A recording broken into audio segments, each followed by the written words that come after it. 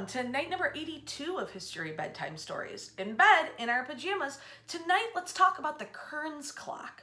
The Kerns Clock gets its start with Ernst Kern in 1883.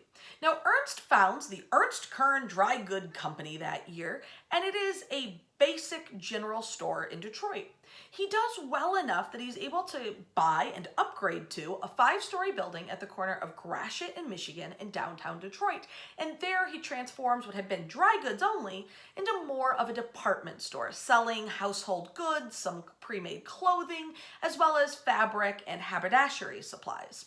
By 1920, Ernst Kern has made enough money to buy the Weber building, a 9-story, fairly large building that stood next to his Kern shop. He buys that building and begins operating out of it, but in 1929 decides to tear down his 5-story building and the 9-story Weber building to build one larger, bigger, taller, better Kearns department store.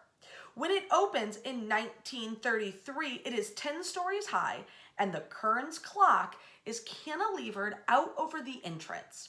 From 1933 way through the 1960s, Meet Me Under the Kerns Clock was shorthand for all Detroiters meeting up downtown Detroit to tell your friend or your sibling or your mom, hey, I'll meet you under the Kerns Clock. It was a landmark everybody understood.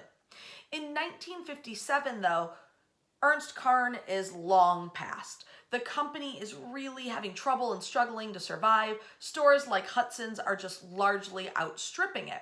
So Kern sells to the Statler department store company out of Buffalo, New York.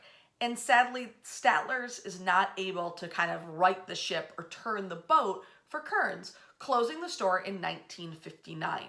In 1966, the building is demolished as city blight, and the clock is saved. It goes into storage. Thank goodness somebody saved the Kerns Clock, because in the 1970s, the Junior League of Detroit has a successful fundraising campaign to repair and replace the Kerns Clock at Woodward and Gratiot, where it's always been.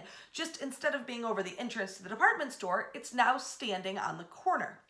In 1998, the demolition and implosion of the Hudson's building, Kern's big competitor downtown, meant that the clock had to be moved in order to protect it from that demolition. It's moved in 1998 back into storage, and it stays there until 2003 when the CompuWare Corporation, after finishing work on the One Woodward building in Campus Martius, is able to pull the old Kerns Clock back out of storage, do the restoration necessary, and once again place it back on the corner of Woodward and Gratiot, where it's still there today. It's a little hard to meet under it, but you can certainly meet your friends at the old Kerns Clock nearly a century later. I hope you are enjoying History Bedtime Stories. If you are, give us a like and a share. Wash your hands. We'll see you tomorrow night.